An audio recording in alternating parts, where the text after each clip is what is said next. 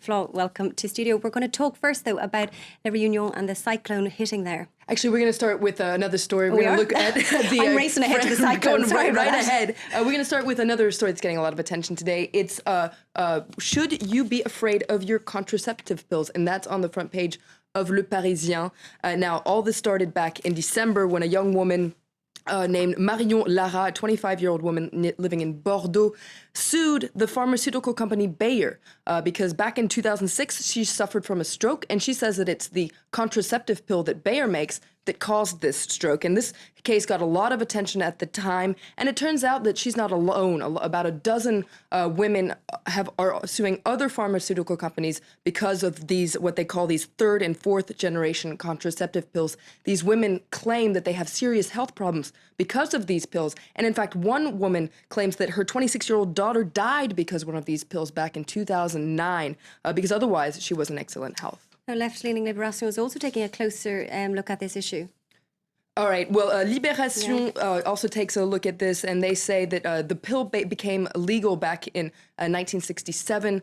Half of French women use the pill as their form of contraception. About 1.7 million women use these third and fourth generation contraceptive pills. Now, they have a different composition. I don't exactly understand what they are. A lot of complex. Now, health experts started becoming a little bit alarmed about these in about 2002. France's high health authority said there could be health problems in very rare cases, but the government didn't really seem to do anything about it, didn't inform anybody. And Libération wonders why this was the case. Now, the government has decided that it's no longer going to reimburse these third and fourth generation pills. And Libération says the real danger here is to demonize the pill, because we must remember that contraception is progress, so women should keep taking the pill, according to Libération. Well, moving from that topic on to France's struggling car industry, which Le Monde is looking at in focus today. That's right. Le Monde says that France has a double car crisis. It says that the French market is out of gas and has fallen from very high. Now, car sales shrunk just about 14% in 2012, and new car sales are at their lowest level since 1997.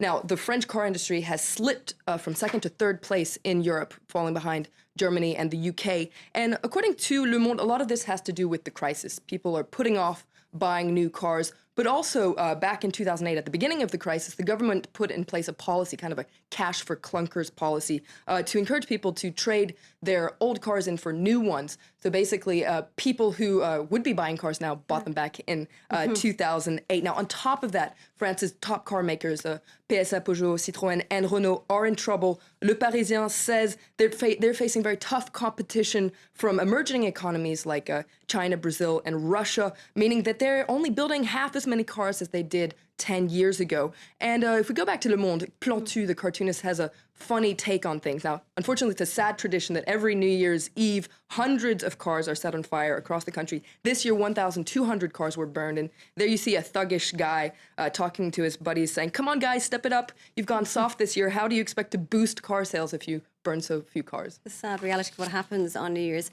And just finally, we're going to look at the French cinema industry, which a lot of papers are focusing on today. That's right. And now, back in last year, in December. It feels like a long time ago. December 29th, Vincent Maraval, he's a producer, he wrote a controversial paper in Le Monde saying that French actors are paid too much. And this caused a splash in the French movie industry. Something to say about it. He said that compared to American actors, French actors are proportionally paid more, meanwhile French movies cost more to make, but they make less money. So Le Figaro investigates this, and it says that one thing that was put in the spotlight is the way that French films are financed.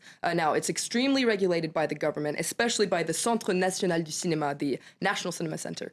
And today in Le Monde, one of the former directors of the Centre National du Cinéma, Jérôme Clément, he answers Vincent Maraval saying, yes, the system's complicated, but it's envied across the world. And according to him, it leads to a certain exceptionalism of French cinema. Great, that's that update. And just in case viewers were concerned, we did talk about the cyclone in La Réunion on the last date of the French press review, in case they're wondering. But certainly in some of the papers today, they are covering Absolutely, that. Especially in the papers in Reunion. Great, thanks very much for that update. Do stay tuned.